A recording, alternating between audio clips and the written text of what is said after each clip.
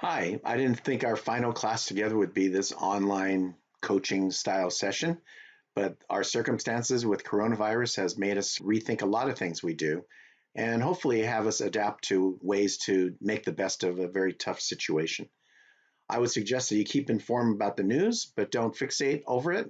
There's endless cycle that you'd see that is quite redundant. So stay informed so you know what's happening in your world and back home, but take time to do things more productive. Things like take care of yourself, make sure you're eating and resting and sleeping, and to the extent you can exercise, could be inside your house or could be taking a walk to the park, but make sure you take care of your physical self too.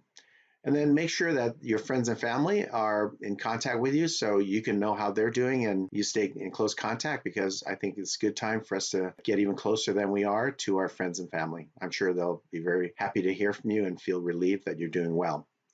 Then the other thing you do with your time is you're here to learn. We're here to teach.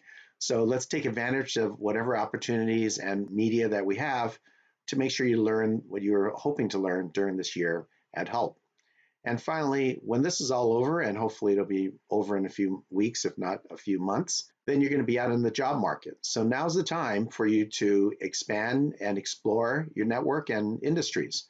Supposedly everyone's working from home. Let's see if that's true. So you could reach out to people on LinkedIn and either reestablish or reacquaint yourself with your contacts or make new ones. That's something you can do now from home.